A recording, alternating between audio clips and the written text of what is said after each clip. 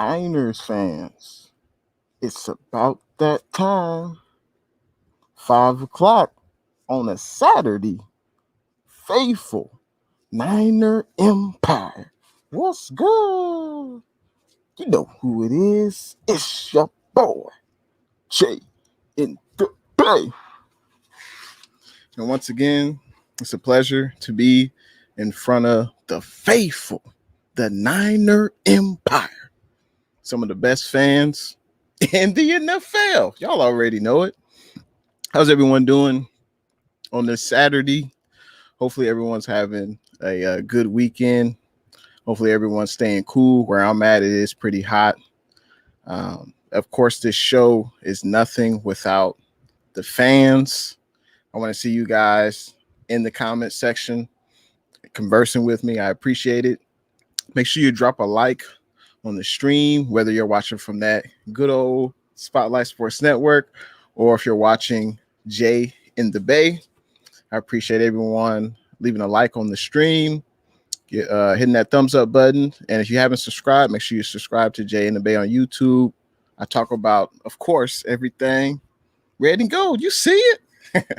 But let's get into the comments. We got to say what's up to the people. That's the first thing we're going to do. Corey Davis, what's good? How you doing, Corey? Thanks for tuning in to the stream. Corey says, happy Saturday to you all, and I hope you have a wonderful weekend. Same to you, Corey Davis. I appreciate you joining the stream. Kick back, relax, and enjoy talking about the red and gold, the Niner Empire. Let's see who else we got. Queen B, what's good? She says, at Corey Davis, thank you for wishing everyone a wonderful weekend. I wish the same to everyone else. And Queen B also says, Jay, I already shared out your premiere. I appreciate your support, Queen B. Thanks for supporting the Jay in the Bay YouTube channel. I appreciate you. Vincent Johnston, what's good? Vincent, this is how I greet everyone who comes on to the Jay in the Bay live stream by me saying, what's good? So I appreciate you coming through. Here we talk about, you guessed it, the red and gold, the Niner Empire. And Vincent says it's the first time he's seen this show. Hopefully you can stay. Hopefully you enjoy hearing about the red and gold, the Niner Empire. And Vincent says, what's good? I appreciate you coming through, man. Hopefully you'll stay. Leave a like on the video. Hey, and subscribe if you like, man. Let me know. Subscribe to the channel. All right. So today, I wanted to get into, the 49ers latest news. Also wanted to get into the top 5 49ers roster additions. I definitely want to get into that. At the end of the 2020 season, there were definitely needs on the 49ers, personnel needs. We needed to, obviously we needed to upgrade the quarterback room. We definitely needed to do that. And we definitely did that. We needed to solidify that offensive line. I felt like we needed to get a wide receiver. We needed to get more depth along the defensive line. And we also needed to get some younger talent in the secondary. And I think John Lynch did an excellent job with that this offseason. And I just wanted to talk about the top 5 49er acquisitions. And I'll definitely get into that later on in the show. CG Ruthless Sports, what's good? Thanks for tuning in to the stream, CG. How you doing on this weekend, man? Let me know how you doing in them comments. And to start off with the 49ers latest news. So earlier on this week, Nathan Gary, a linebacker we signed in the offseason, was cut. And Nathan Gary, he wasn't expected to be a starter. He was drafted by the Philadelphia Eagles, I believe, in 2017. He spent his entire career with the Eagles, and he was mainly used, as a spot starter, reserve player. He played a lot of special teams. But that was one of the news that came out this past week, was that Nathan Gary was cut.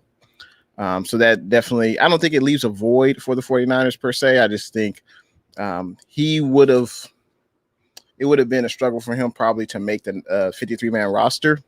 But I wish Nathan Gary well. And I'm sure he'll pick up with another team. Let's see. CJ Ruthless says he's working overtime today. Got to make that money, man. Just be safe while you're out there, man. But I appreciate you tuning in while you're at work. Let's see. And we also, unfortunately, we had some, sad news with the Niner family. Unfortunately, tight end Greg Clark passed away. He was only 49 years old, very young. I feel very sorry, and it's very unfortunate for his family. He had children and he had a wife, and it's very, very unfortunate that Greg Clark passed away. He played with the Niners from 97 to 2001. He played his entire career with the Red and Gold, and very, very sad that that Greg Clark passed away. And it seemed that there were he was showing the early stages of CTE. And for those that don't know what CTE is, it's basically repetitive blows to the head. And unfortunately that can, cause damage to anyone's normal way of living. I've heard memory loss, things like that, depression. So very unfortunate. I feel very sad for the Clark family. And obviously he played with the Niners, so he'll always be a Niner. And hopefully the Niners will, give him a tribute some way this season. I'll be looking forward to that. But that was some of the news over the weekend. I also heard, I'm sure everyone else did too, about Kyle Shanahan. Kyle Shanahan was interested in Matt Stafford. What do you guys think about that? Let me know in them comments. Yeah, I mean, honestly, I wasn't surprised about that. Unfortunately, due to Jimmy G not being, let's just face it, he hasn't been the most healthy quarterback. He's missed more. I believe he's missed more games than he's played with the 49ers. So whenever that happens, Kyle Shanahan would be a fool not to look at other options. I mean, he's got to look at other options. And Matt Stafford, he is a prolific quarterback. He hasn't had much success in the playoffs, but Matt Stafford, he's a pretty good quarterback. Let's see. CG Ruthless says, I think James Burgess Jr. is better than Nathan Gary. I think time will tell. To be totally honest, I haven't seen much tape of James Burgess Jr., but I'm looking forward to see what he does in training camp and in preseason. Niners all day 55. What's good? How you doing this weekend, man? Thanks for tuning in to the stream on a Saturday. Let's see. CJ Ruthless Sports says, yeah, it happened with Junior Seau. Yeah, it's I think obviously, 2021 compared to 1980, we know a lot more about contact sports, especially football. You can damage your brain. It's a very physical sport, we all know, and I think now we know more than ever that playing professional football, playing any contact sport where you're going to get hit in your head multiple times, it's obviously it's not good for the brain. And in certain athletes, CTE, has shown, that they had damage to their brain. So it's very unfortunate. It's very sad with Junior Seau and Greg Clark. Niners all day 55 says 2 away from 900. Yeah, the grind continues. I appreciate everyone's support for liking the stream, whether you're on Spotlight Sports Network or Jay in the Bay, subscribing to the channel. I appreciate it. And yeah, CG, yep, same thing with Chris Benoit as well. Corey Davis, what's good? Thanks for tuning in to the stream, man. Hope you're having a wonderful weekend as well. Hopefully you're staying cool. I know it's hotter than fish grease where I'm at. So hopefully you're staying cool, KD. Niners all day 55 says, I think that Kyle looking at Stafford shows that he wanted to move on from Jimmy. I think Kyle was doing his due diligence. I think that's what he's supposed to do. There were rumblings out of Motown, Detroit last year that at least this past offseason that, the Stafford wanted to move on from the Lions, and the Lions wanted to have a clean break from Stafford.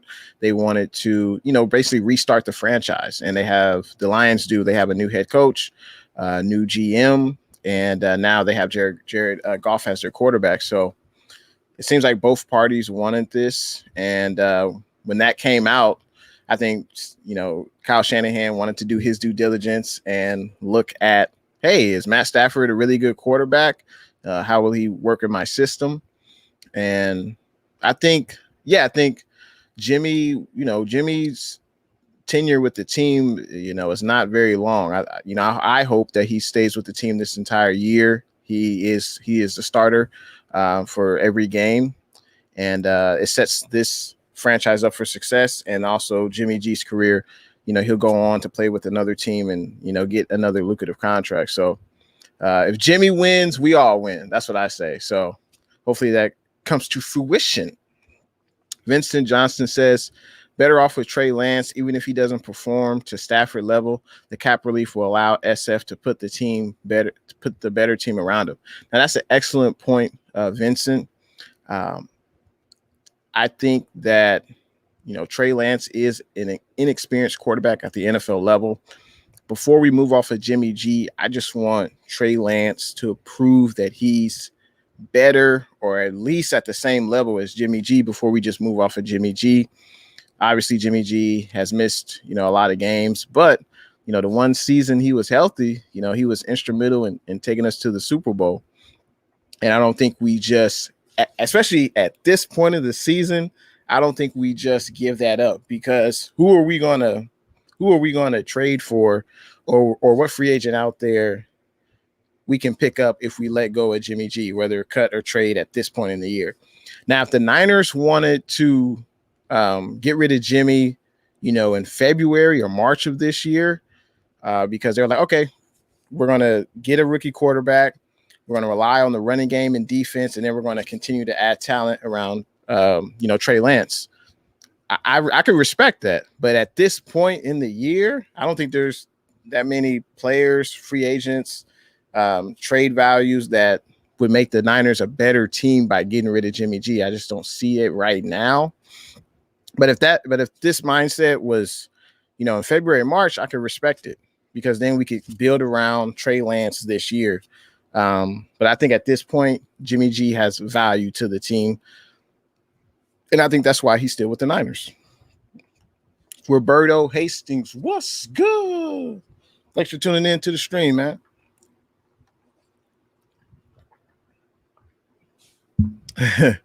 Looks like KD says, I'm glad we didn't get Matt Stafford. I know you've been very vocal about how you feel about Matt Stafford, and I appreciate your sentiments. But we'll see how Matt Stafford does, because there's no doubt Matt Stafford is on the best team he's ever been with the LA Rams, just on both sides of the ball, with the weapons he has at the running back position, the wide receivers, the tight end, and then the defense. Like, Matt Stafford is in a great situation in LA. But the LA's first 6 games are pretty tough. So we'll see real quick within the first month if Matt Stafford can continue to level up and elevate his game. Tyler, what's good? Thanks for tuning in to the stream. He says Kevin Givens is a monster. That dude needs to play often. Hopefully they let him. Yeah, no, I think Kevin Givens in spurts.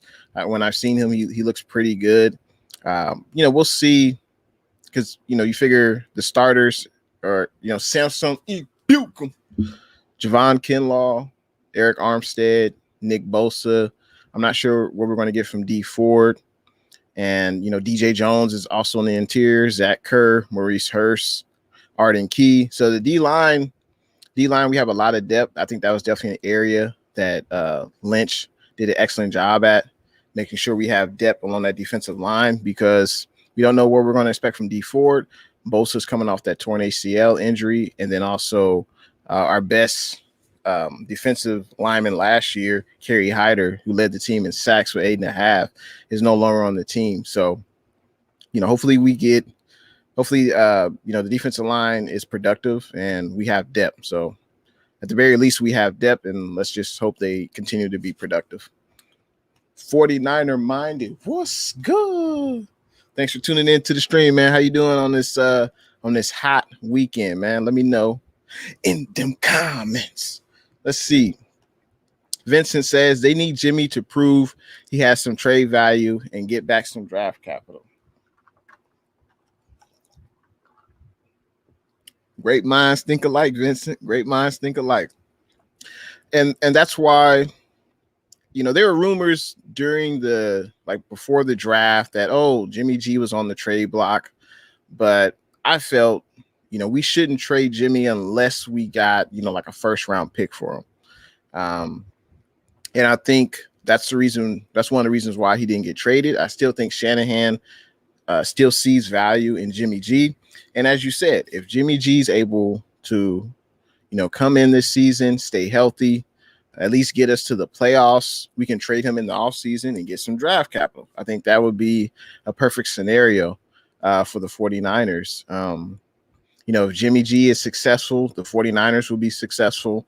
And then we could parlay that into, draft picks in the offseason. I think that's a perfect scenario for the 49ers. I know people want to see Trey Lance, and I'm not going to lie. Like Trey Lance, he probably is the more exciting quarterback. He's more dynamic. He can do more at the quarterback position. And we haven't seen him. So there's a lot of excitement about it. But, let's at least let Trey Lance prove that he can be as good as Jimmy or at least better. And we'll see that, in training camp and in preseason. So I'm patient with Trey. I know a lot of people want Trey to start, and I don't blame them because some people are just done with Jimmy. And, I respect that. 49er faithful, what's good? He says, if Jimmy plays like how Aaron Rodgers did after the Packers draft Jordan Love, that would be great. Yeah, I mean, that would be amazing. I don't know if that's really realistic, but what I've seen from Jimmy so far is he's come to camp in great shape. He's a leader. He has an excellent attitude. He's not, holding out of camp. He's not, demanding a new contract. He's come into camp ready to work, and he wants to continue to be the starting quarterback for the 49ers. I think Jimmy G knows that, this is a make or break year for him. If he has a similar year to 2019, plays all the games, at least gets us to the playoffs, there are other teams who would trade for Jimmy G. I could see that. But if Jimmy G gets hurt again, he has another season like he did last year, I don't think a team's definitely not going to pay him $25 million a year on the last year of his contract. That's definitely not going to happen. I think a team would just sign him, to a backup deal, and he may not get a chance to be a legit starter in the league. So a lot is riding on this year for Jimmy, and he's come in with the right attitude, and that's what I respect about Jimmy. And 49er Faithful says, so we can get a good offer for him. Exactly. I think that's the logical step. Since Jimmy is still on the team, let's allow him to prove that he's still the best quarterback on the team. Honestly, I don't care who the starter is. I just want the Niners to have a quarterback who gives us the best chance to win, whether that's Trey Lance, whether that's Jimmy G, hell, whether that's Nate Sudfeld, Josh Rosen, I don't care. Whoever gives us the best chance to win, that's what it's all about. And if that's, and I would be surprised if that's Trey Lance, just because he's inexperienced. He hasn't played at the NFL level yet. And before we push Jimmy G out the door for nothing, let's allow Trey Lance to prove in his first year, and most rookie quarterbacks struggle in their first year, that he can play at this level, at a high level, better than Jimmy at least. 49er minded, what's good? He says 111 degrees here in Roseville. Wow. Hotter than fish grease out there. That's crazy. 111. I thought I had it bad out here in the Bay Area. But yeah, I think it's 100. I think it's like 102 today. So hopefully you're staying cool out there, 49er minded. Hood scratcher lady, what's good? She says, what's up, Jay? It's 108 out here. Yeah, it is really, really, really hot.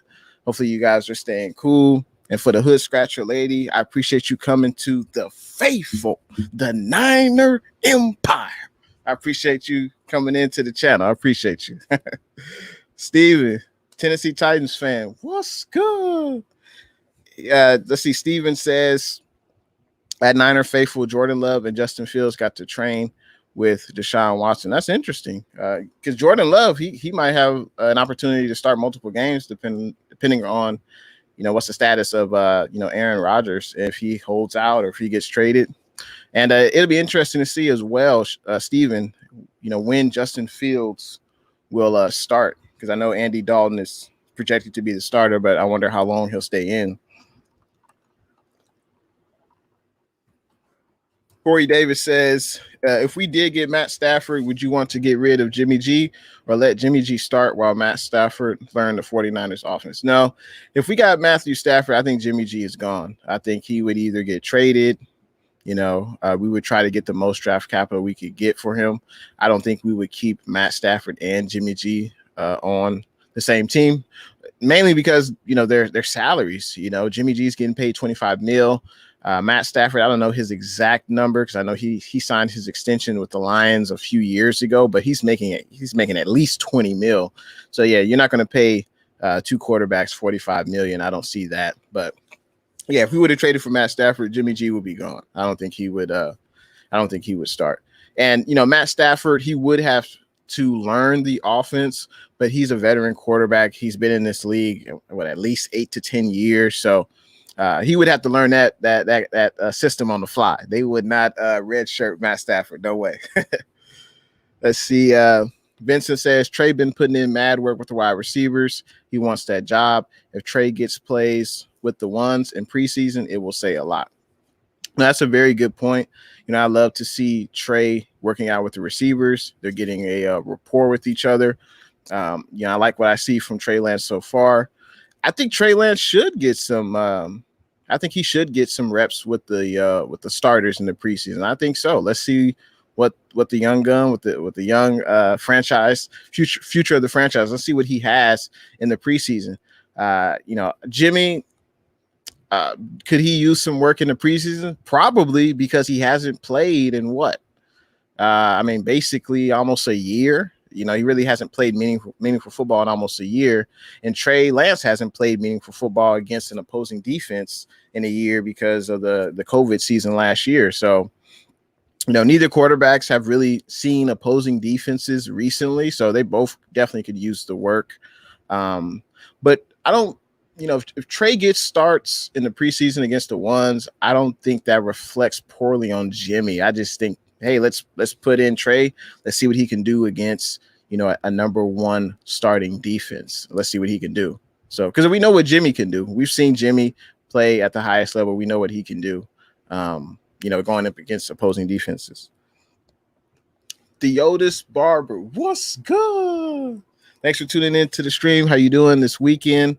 First time I seen you on the stream, so I appreciate you coming through. He says, what up, Jay? This is Otis in Rock Hill, South Carolina. All right. He says the 803 49ers for life. Bang, bang, Niner game. I appreciate you coming through, man. Make sure you tell your friends about your boy, Jay in the Bay. And I appreciate all the support, man. Thanks for tuning in. Let's see.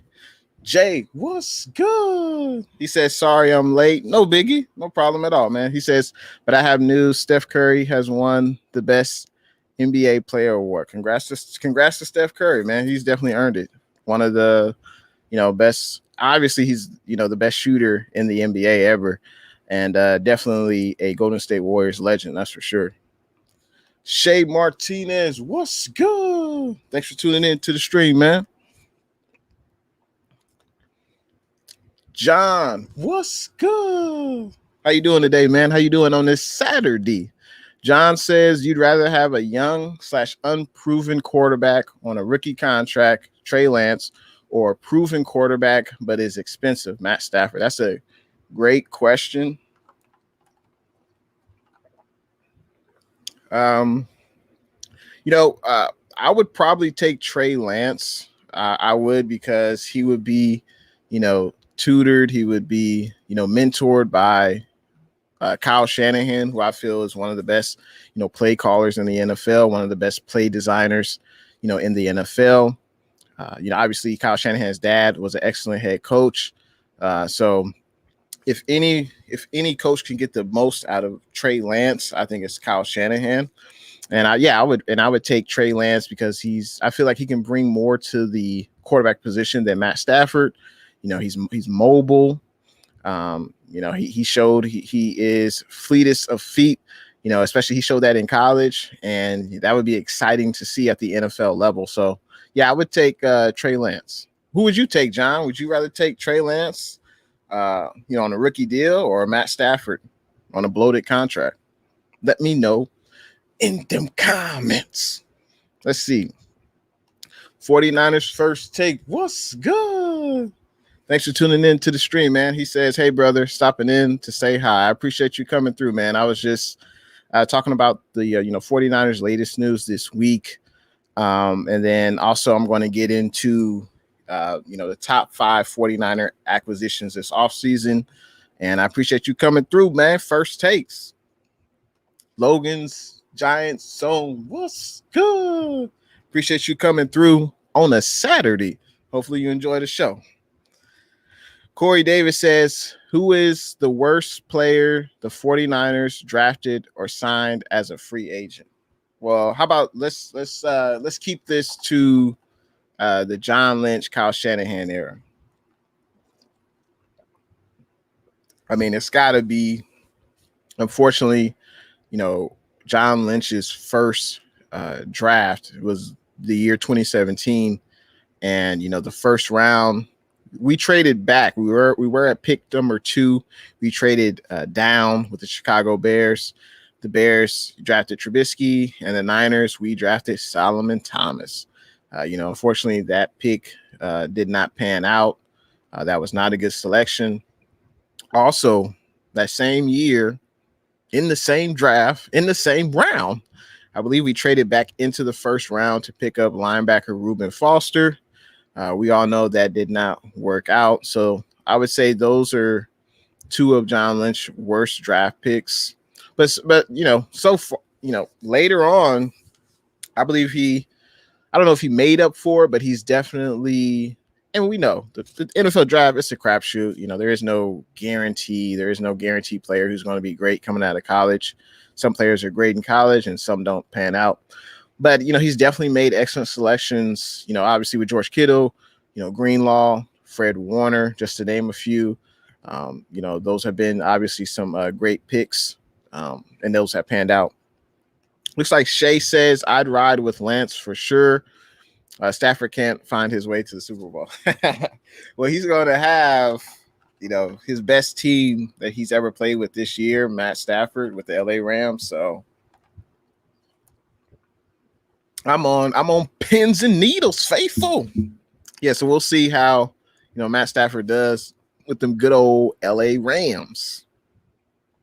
But so I went over just the latest news. Nathan Gary got cut. Rest in peace to Greg Clark. And then Kyle Shanahan was interested in Matt Stafford.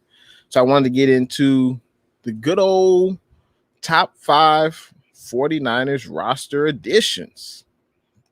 And before I start off with my top 5, I have to start with the honorable mentions, because there's no doubt that we had needs coming into this offseason. And as you see below, here are my honorable mentions. We definitely needed to upgrade and add depth to the defensive line, to the secondary and wide receiver. So my first honorable mention is Arden Key. He plays the edge rushing position. He was drafted by the Raiders, and, he didn't pan out with the Raiders. I believe he was a 3rd round pick. And, he didn't make the most out of his opportunity with the Raiders, but hopefully Arden Key, coming over to the red and gold, change of scenery. He's definitely around better talent on that defensive line. I don't think there's any question about that. So hopefully, and he'll be hearing a different voice. So there'll be a different defensive line coach. So hopefully, we can allow Arden Key to get better, and he can make the most out of his opportunity with the red and gold. So that's my first honorable mention. Also, Maurice Hurst, also a Las Vegas Raider draft pick. Didn't really pan out with the Raiders. He's a defensive tackle, and he adds depth to the 49ers defensive line. Zach Kerr, also, he's a veteran. He's been in the league, I believe, at least between 6 to 8 years. And I think, Zach Kerr, he adds another element to the defensive line. He adds depth, and that's definitely what we needed coming into the offseason. Also, Tony Jefferson, veteran safety. Last time I saw him, he played with the Baltimore Ravens. He hasn't played in about 2 years. Last year, he had a torn ACL injury, and he's still recovering from that. This is a 1-year deal. He adds depth to the secondary because, Jaquiski Tartt, the projected starter, has dealt with injuries. So it's good that we have Tony Jefferson and then also Tavon Wilson, another veteran and a safety in the secondary who could, fill in if needed. And I'm intrigued because we have a lot of safeties in the secondary. Obviously, all those safeties won't make the roster. So I'm intrigued to see who makes the roster at the safety position. And also, is it possible that D'Amico Ryans, our new defensive coordinator, could be using 3 safeties on defense? That could be another reason why we're stocking up on safeties as well. I'm curious to see what happens with that. And also Trent Sherfield, a wide receiver. He obviously he didn't make a lot of catches with the Arizona Cardinals. He was mostly used as a special teams player, but out of college, Trent Sherfield, the wide receiver, he ran a 4.4, so he's fast. And we definitely need speed on special teams, punt return, kick return. So maybe Trent Sherfield can help in that department. And those are my honorable mentions. And let's continue on with these comments. Let's see. The Sports Star. What's good? Thanks for tuning in to the stream. How you doing on this weekend, man? Thanks for coming through. 49ers and LSU fan. What's good? Thanks for tuning in to the stream. So for everyone that's listening right now and watching, I appreciate all you guys. Make sure you leave a like on the video. And I appreciate, if you haven't already, make sure you subscribe to Jay and the Bay. And also, who do you guys think is the number one off-season acquisition? Now, if you could put our number one draft pick, which I kind of already know who that's going to be, but how about the number one free agent? I think that's a little bit more interesting. We already know Trey Lance, future of the franchise, quarterback. He's obviously the number one draft acquisition. It's the first quarterback taken in the first round since, Alex Smith, 2005. So leave in the comments, who do you think the number one free agent acquisition is that the Niners got this offseason? Let me know, if y'all don't mind, in them comments. Let's see. John says, did you see Grant Cohen's interview with Jimmy Ward? Thoughts? I did not see it. I put that on my YouTube watch later list, but I haven't checked it out yet. What were your thoughts on the interview? If you watched it, let me know. But to start off with my number 5 of my top 5 49er roster additions. Let's see. So my number 5 is Wayne Gallman, running back, free agent from the good old New York Giants. He's been in the league for, I believe this will be his 4th or 5th year in the league. He was drafted by the New York Giants, day 2 draft pick. And he's played mostly a reserve role with the New York Giants. And last year, he was able to start because of, Saquon Barkley, because Saquon Barkley tore his ACL last year. So Wayne Gallman was able to get like starter carries. And below, as you see, I inputted his stats for his most recent season, which was the last year, 2020 season. And Wayne Gallman, we signed him to a 1-year deal this offseason from the New York Giants. Wayne Gallman has played in 53 career games. And here's what he did during the season. He averaged about 4.6 yards per carry. He had about 147 carries, 682 rushing yards, 6 touchdowns, 21 catches, and 114 yards. I think this is a solid kind of under the radar move for the 49ers. Going into the offseason, I thought we would definitely get a running back in the draft. I thought we would get one, maybe like a day 3 pick in the draft. But fortunately, Shanahan and Lynch, signed Wayne Gallman because of the injury to Jeff Wilson Jr. So now we have Raheem Mostert. Jeff Wilson Jr. should be back in November, December this year. We have Wayne Gallman and also JaMycal Hasty. So that was a very, I think, underrated signing for the 49ers to pick up Wayne Gallman. He's a veteran running back.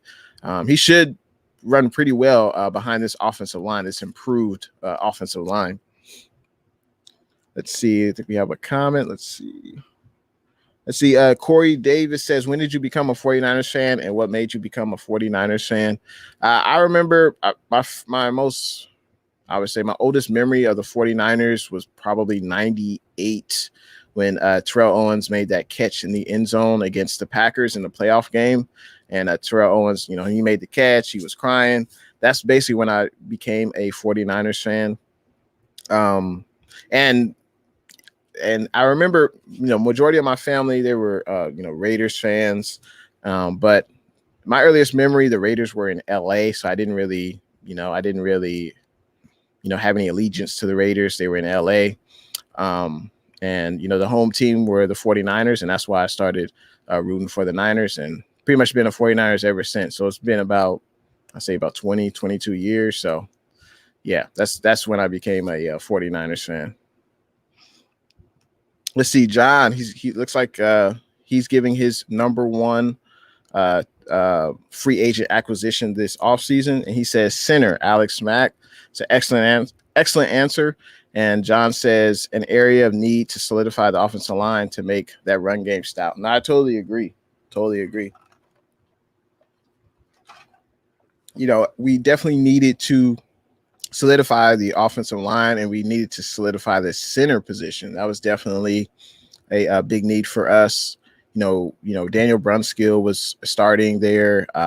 Also, there's another, I'm forgetting his name, but he recently retired with the Niners. His name is escaping me, but he was playing there during the Super Bowl year, but then he got hurt and he really hasn't been the same since. And that's why he retired. I'm forgetting his name, but maybe someone in the chat can let me know. The 49ers center who basically retired. But yeah, that's excellent answer. That was definitely an area of need for the 49ers going into the offseason. I'm glad we signed, the big silverback Trent Williams on the left side of that offensive line. That was definitely some nervous time. I don't know how you guys felt, but being a Niner fan, and we weren't sure if Trent Williams would re-sign back with the Niners.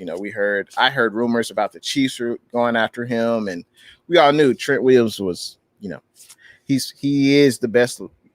Arguably, he's one of the best left tackles in the NFL, and we knew he would not be taking any hometown discount. So I'm glad we signed Trent Williams. Lincoln Tomlinson at the left guard spot, Alex Mack, as John mentioned, and also as Corey Davis mentioned, Alex Mack. And then it'll be an interesting battle at that right guard spot between Daniel Brunskill and also Aaron Banks. So that would be an interesting matchup at that right guard spot. And then, of course, the right tackle, Mike McGlinchey. So I think our offensive line will definitely be stronger this year, and I can't wait to see our offensive line create holes in the running game and then also give Jimmy G time in the pocket to throw. Looks like Shea Martinez, in response to my question about the top 5 49er acquisitions this offseason, Shea Martinez filled maybe Tony Jefferson. All right. Tony Jefferson, he was a good player. He flies around the field. He looked pretty good with the Baltimore Ravens, and then he had that torn ACL, but, he's 2 years removed from that. So, Tony Jefferson could play a big role on this team this year. Let's see. Mr. Business Suits, what's good? Mr. Business Suits says, what's good? You know who it is. It's your boy, Jay in the intheBay. He says, happy 900, my friend. You are a instant success. I appreciate the kind words, Mr. Business Suits. I appreciate you being in Jay in the Bay's corner, man. I appreciate it. And you continue using your platform to express yourself, man. It's very therapeutic. It is. Like, I feel like coming on here talking about the Niners, it's it's something I've never really done before besides YouTube. So new experience for me, just started basically August of last year. It's been an unbelievable run so far. So, but this is only the beginning, and I enjoy doing this, and I love conversing with everyone. So shout out, Mr. Business Suits. I appreciate you coming through, man. Let's see. Corey Davis says, I don't know how to spell his last name, but the linebacker from the Rams. You talking about Samson E. Buke? I think that's who you're talking about. Yeah, Samson, I think he could definitely be, a playmaker, someone who disrupts the offense. I think he could be a, major contributor on this team. Samson with the Rams, he didn't really play the edge rushing position. He was used sparingly. They used him mostly as an outside linebacker. But when he's on the Niners, he's going to be used specifically as an edge rusher, and he's going to attack the offense. And with the Rams, he was reading and reacting, and with the Niners, he's just going to be attacking. That's what he said, Samson. So I'm looking forward to that because, what allows the defense to be great is the pass rush. You got to have a pass rush. You got to your front four have to be able to get pressure on the quarterback. If not, the quarterback sits back there all day and he'll be comfortable and he'll just pick apart a defense. So, Samson's going to have to play a huge part. Eric Armstead, Javon Kinlaw, Bosa. I'm not sure what we're going to get from Ford. Arden Key, he could pick up some sacks. So, but we definitely needed to replace Kerry Hyder from last year. He led the team in sacks last year, 8.5. So I think we accomplished that though with Samson. Hopefully Samson can at least have 8.5 sacks or be a double-digit sack guy. I think that would be great. Let's see. Theotis says he's been a 49ers fan since he was 7 years old. Now he's 63. Me and my dad, may he rest in peace. Yeah, rest in peace to your father, man. But yeah, that's good. You've been a 49ers fan for a long time. And hopefully I can make the faithful, the Niner Empire. Hopefully I can make you guys proud. And I appreciate you joining into the stream, man. Appreciate you. Jerry Ma, what's good? Thanks for tuning into the stream, man. First time I've seen you on. Hopefully you enjoyed the stream. He says, Jay, what's your opinion on Trey Lance? Is he going to be a bust and never start, or is he going to be a baller and replace Jimmy G? Man, that's the question of the year, Jerry. You coming in swinging. My opinion on Trey Lance, if I had my druthers, Trey Lance would learn the offense. I would not rush Trey Lance. I would not have him start week 1 over Jimmy G. I would have, Trey Lance learn the offense, get comfortable. Once the season starts, Jimmy G will remain the starter if he's healthy, the Niners are winning, and Jimmy G is playing, winning football, meaning he's not turning over the ball. He's making good decisions. As long as those three things happen, Jimmy G should remain a starter for the rest of the year. If Jimmy G gets hurt, Trey Lance most likely is going in. If Jimmy G's turning the ball over a lot and the 49ers start losing, maybe multiple games, Trey Lance will definitely be the starter. But Trey Lance is in the best situation to succeed.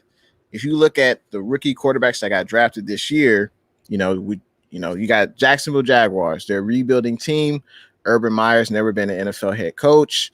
The Jaguars are basically a rebuilding franchise.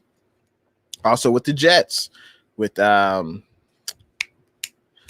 quarterback who got drafted by the Jets. His name is escaping me, but he's going to Zach Wilson. He's going to a rebuilding franchise in the New York Jets, new head coach, new offensive coordinator. They're a rebuilding franchise. Chicago Bears, Justin Fields. He's probably in a pretty good situation, I would say, because they have a good defense. The Bears have some weapons on offense.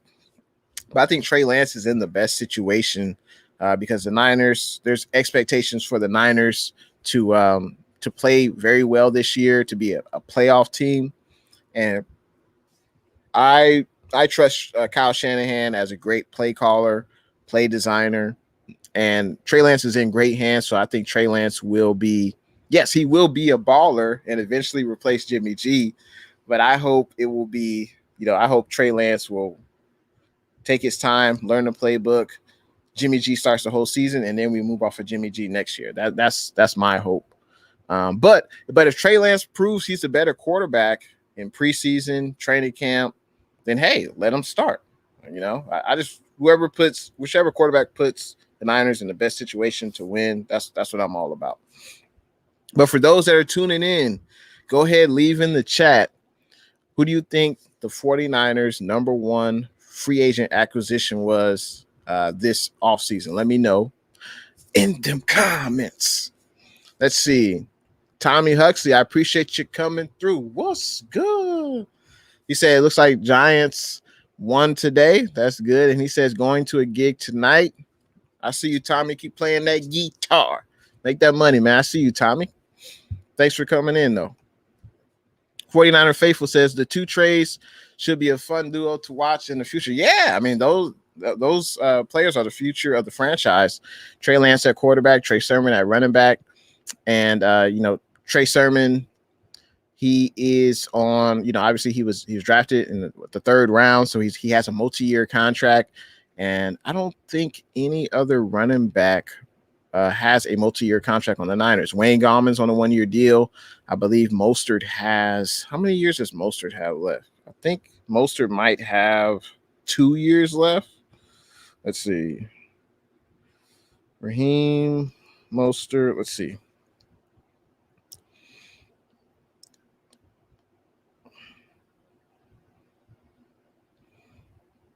Okay, so Raheem Mostert, he has 2 years left on his contract. No, he has 1 year left. So Raheem Mostert is in the last year of his contract.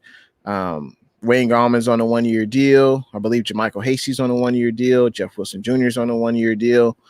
So I believe the only running backs that have multi-year contracts are Elijah Mitchell, who we drafted this year, and also Trey Sermon. So we'll be seeing those two and Trey Lance for many years to come. And that's an exciting duo for sure. Enjoy my world. What's good? Thanks for tuning in to the stream.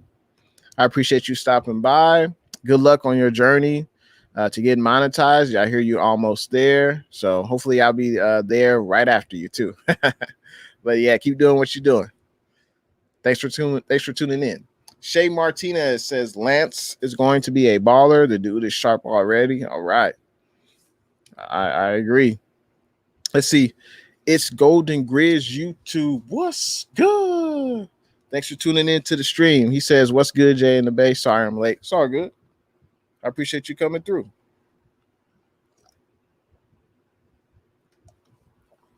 Jay Aguayo, 56. What's good? He says, I would have to say that Samson Ibukam and Wayne Gallman are the most significant free agents. What is great about those signings is that they can make an impact on offense and defense. No, I agree. Because, on the defensive side of the ball, I'm not sure what to expect from D Ford. Hopefully D Ford can contribute, on third downs where it's an obvious passing situation for the offense. And hopefully he can come in and rush the passer. Bosa's coming off that torn ACL. Hopefully we don't rush Bosa back. Hopefully Bosa can just play, hopefully we can ramp up his snaps as the season prolongs. So first game of the season, hey, let's limit Bosa, 25 snaps. And the following game, let's do 35. And we just keep continuing to increase his snap count because we don't need to rush Bosa back. And we definitely don't want him to have a setback. So Samson, yeah, he will definitely play a vital role on his defensive line. And Wayne Gallman, I think so. Wayne Gallman is a veteran running back. He should play much better. I think he had a solid year last year. He averaged 4.6 yards per carry. He had 6 rushing touchdowns. And I think he'll be a good, we'll have Mostert, we'll have Sermon and Gallman. I think those will be the top 3 backs. And I think that's a good rotation of running backs. Ronnie Morgan, what's good?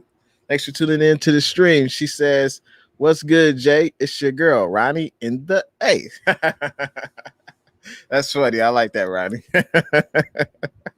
Oh, man, that's pretty good. I appreciate you coming through. Tell Big Low Country I said, what's good? Let's see. 49er Faithful says, I saw a list for the quarterbacks in the best situation, and Trey was at number 2, and Mac was number 1 with the Pats.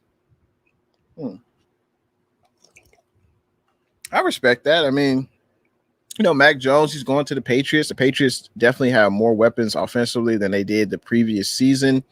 Of course, he's being led by arguably the best head coach easily of the last two to 3 decades, and Bill Belichick. So I can see why they say Mac Jones is in a good spot. And I think Trey Lance is definitely, in a good situation, an excellent situation, because he doesn't have to play right away. I think that's part of the reason Trey Lance is in a great situation. He's not pressured to play right away. Sometimes rookies, they come in and they're just not ready. It's point blank. Sometimes rookies start, they're not ready. And we don't need to rush Trey Lance at this point because we got Jimmy G. Let's see. Tommy Huxley says, it's the IU show. Going to break 1,000 yards this year. I think so. I think he's definitely the best wide receiver on the 49ers. And he'll definitely need to have basically a breakout year because he had an excellent rookie year last year. He missed a few games. But, I think if he plays 17 games this season, I think he should be able to break, 1,000 yards for sure. And he should be a Pro Bowler. Let's see. Jay says, who should we pick in the 2022 NFL draft with our 2nd round pick? That's an excellent question. If we're talking about position, I think it's a little too early, to guess that. But if I'm just, giving you an answer, I would probably say if it's defense, probably cornerback. Probably wouldn't hurt to get another young corner. And then if we're talking about offense, wide receiver. Keep adding skill guys to help out Trey Lance. Let's see. Jay says, how are the C poops and their O-line doing? They must be pooping in their pants. Well, their offensive line improved. I believe they traded for Gabe Jackson, former guard with the Las Vegas Raiders. So they definitely made improvements to their offensive line. And, we'll see how they hold up when they play the Niners.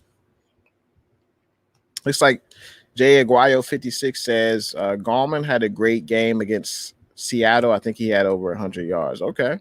Yeah, I think Gallman's a good back. He's I wouldn't necessarily say he's underrated. He's just not known because he hasn't been a starter all his career. He really had starter carries last year because of Saquon Barkley's injury. So, but yeah, I like the addition of Wayne Gallman to this running back room. Let's see. Jerry has a prediction. I always appreciate predictions, Jerry. He says Wayne Gallman is going to play like Matt Breida in 2019.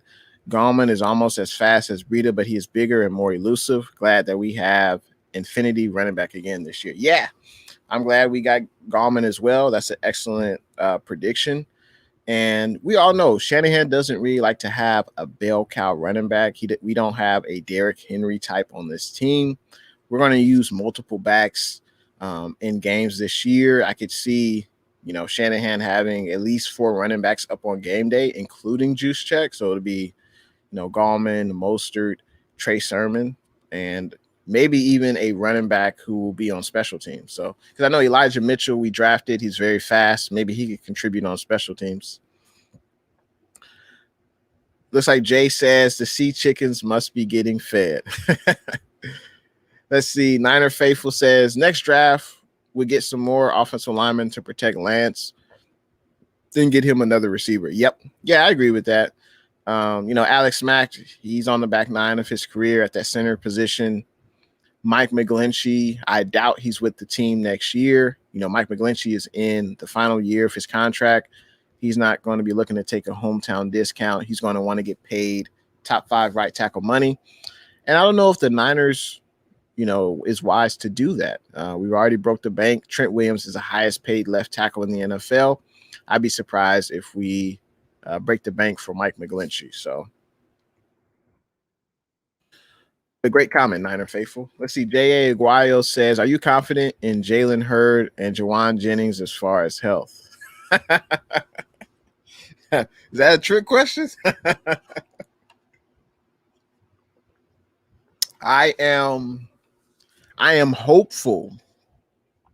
I am hopeful that, Hurd and Jennings can be healthy for the, training camp, preseason, and regular season. Unfortunately, Jalen Hurd's passed. He's been hurt the last 2 years, back injury, ACL injuries. So I hope he can, stay healthy this offseason. Jawan Jennings, I believe he had a back issue as well, so he missed the entire year last year. So, I'm not too confident in their health. I'm just hopeful that, they can, that all the stars are aligned and they can be healthy and productive. That's all I'm hoping. So, for those that are just coming in, I appreciate everyone coming in to the stream. I appreciate if you hit a thumbs up on the video and leave your number one player who was signed in the offseason. So leave your number one free agent acquisition that the 49ers signed in the offseason. Go ahead, leave that person's name in the chat. I appreciate it. Let's see. Tommy Huxley says, prediction, Cardinals get beat down by the Niners. That's an excellent prediction. I can definitely see that coming to fruition. Let's see. Jay says the only good O lineman on the Sea Chickens is Gabe Jackson. That's it. I think they still have Dwayne Brown, I believe. Let's look at their O line real quick. Let's see. Seattle Seahawks depth chart. Let's see. I think they still have Dwayne Brown. He's pretty good left tackle. He's up there in age, but he's pretty good.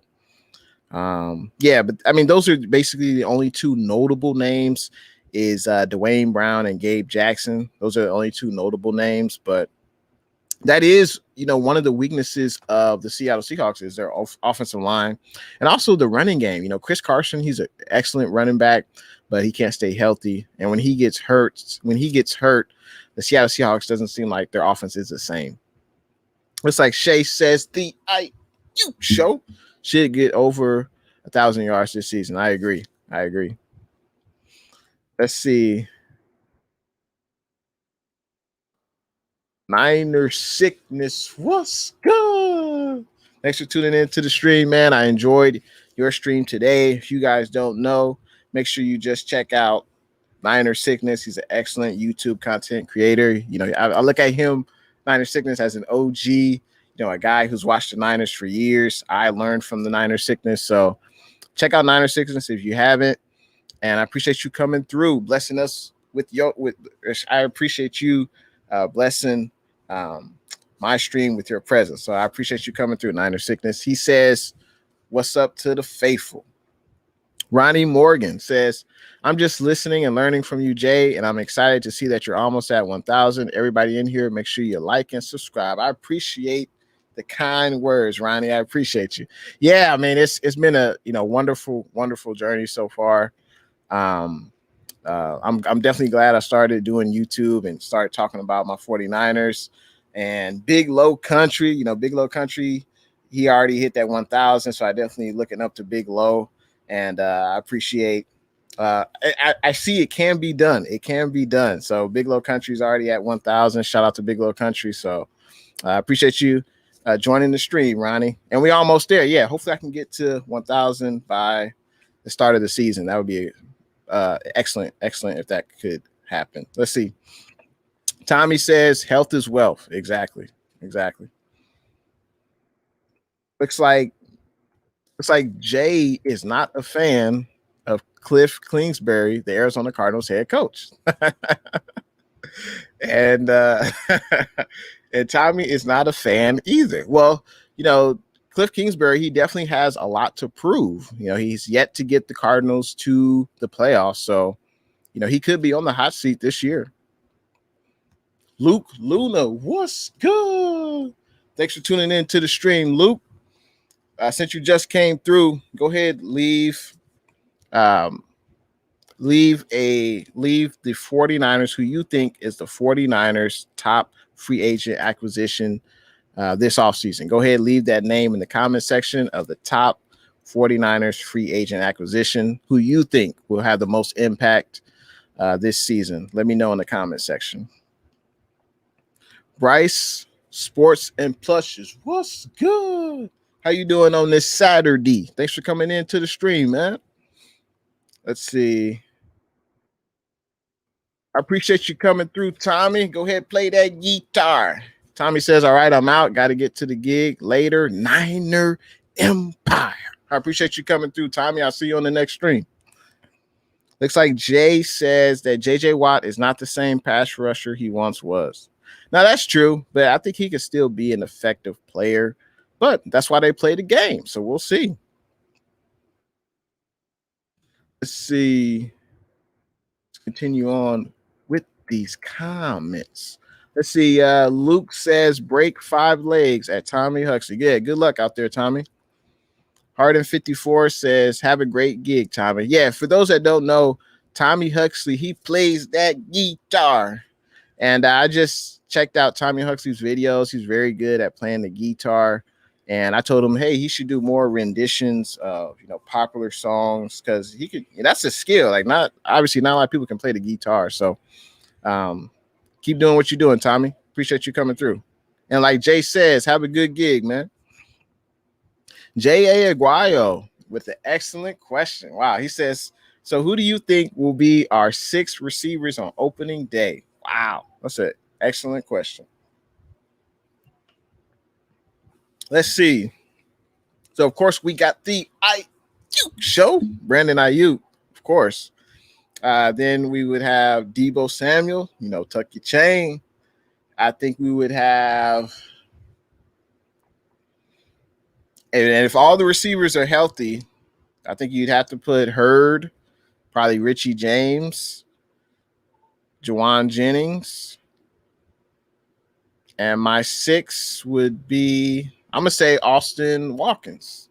So I'm going to say Ayuk, Deebo, Jennings, Richie James, Hurd, and Austin Watkins. That's what I'm going to say our 6 receivers are on opening day. And one of the receivers may be Trent Sherfield, because he may be a special teams player, so he might get in, but that would be 7, obviously. But those would be my 6.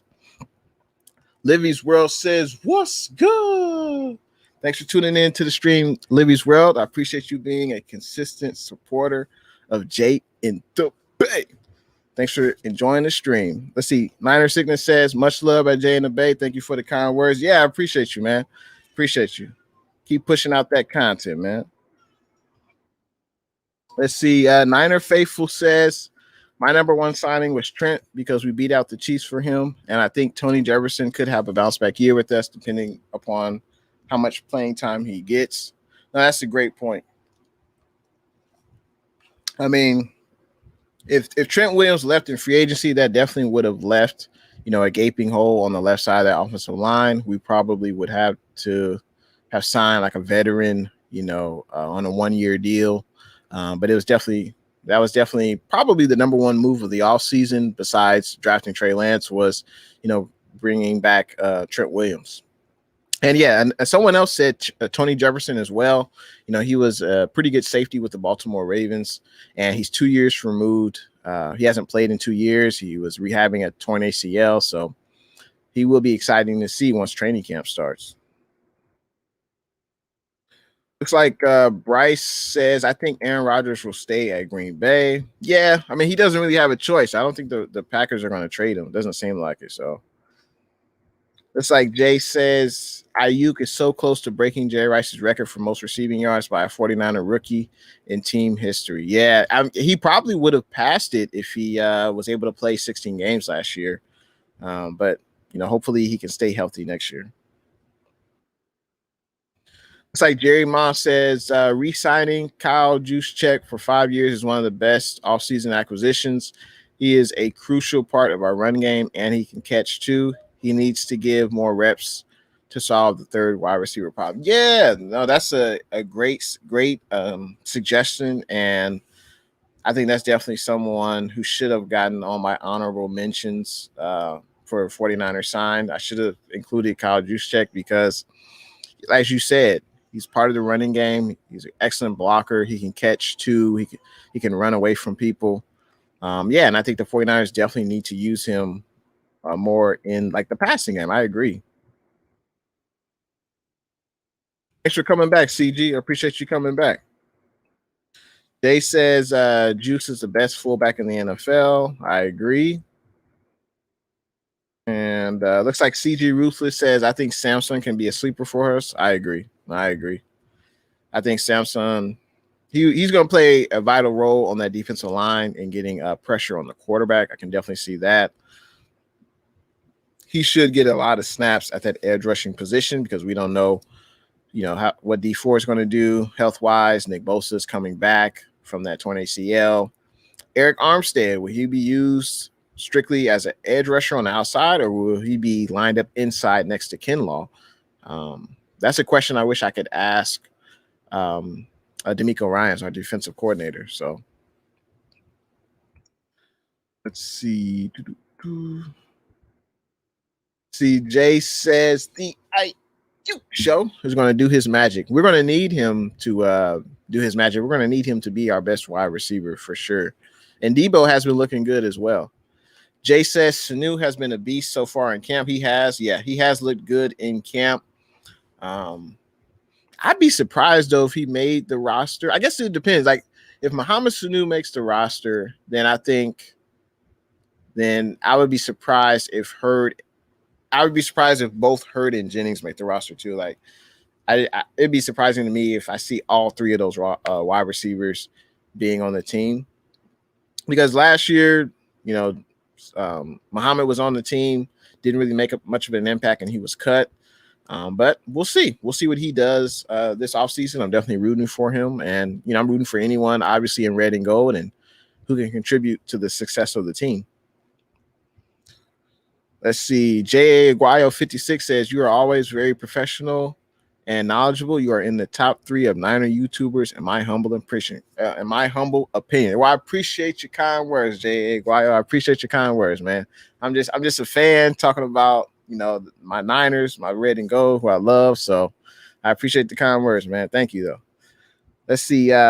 Luke says, my signing was people who weren't Niners already. That's why I said, Samson. I think he breaks out with Bosa, Armstead taking on all the pressure. I hope so. I think he's going to need to, because, I don't know, Armstead, he's good against the run. He don't get the sacks, though. Faithful, y'all know it. Armstead, he just doesn't get enough sacks for me. Hopefully he can have a bounce back year. And, hopefully with a healthy Bosa and then, Samson, maybe Armstead will be able to eat more. Maybe Armstead can get more sacks. It's like J.A. Aguayo says, I can only imagine the uproar in Niner land if we didn't sign Trent Williams and the Chiefs had swooped in and signed him. Yeah, that would have been terrible. Oh, man, that would have been awful, because there's no way we would have gotten a better, left tackle in free agency or the draft. So that definitely would have been terrible. It's like Jay says, Armstead is better inside than outside. No, I would agree. I definitely would agree with that. Because if we had Armstead and Kinlaw next to each other, I think that would be a good duo there.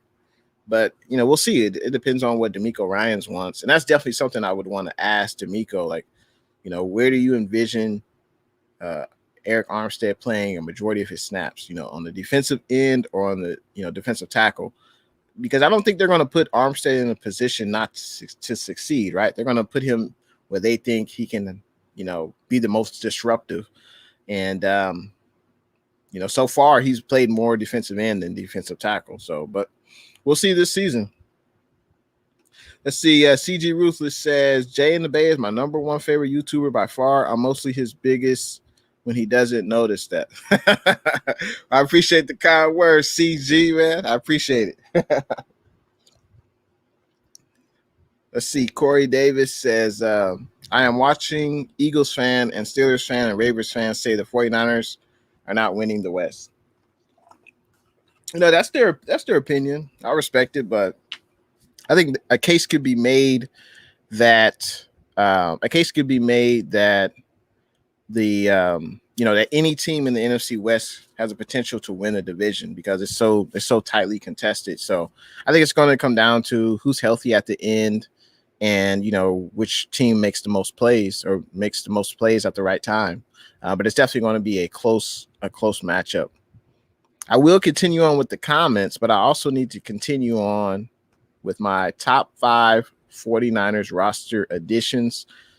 So my number 5, of course, was Wayne Gallman, running back we signed from the Giants. And my number 4, I was surprised we drafted this person and particularly this position this high. But that was number 4 was Trey Sermon. He's a 3rd round selection out of the 2021 NFL draft. He played at that good old Ohio State. He was a baller there, 116 carries, 870 rushing yards. He averaged 7.5 yards per carry. That's a lot. He also had 4 rushing touchdowns, and he added 12 catches and 95 yards. I definitely thought we would get a running back in the draft. I just didn't think we would get one so high, but good thing we did, and good thing Trey Sermon was still available, especially due to the injury of Jeff Wilson Jr., and we know Kyle Shanahan likes to use multiple backs. So definitely, I'm glad we drafted Trey Sermon. Obviously, the 49ers saw great value in him.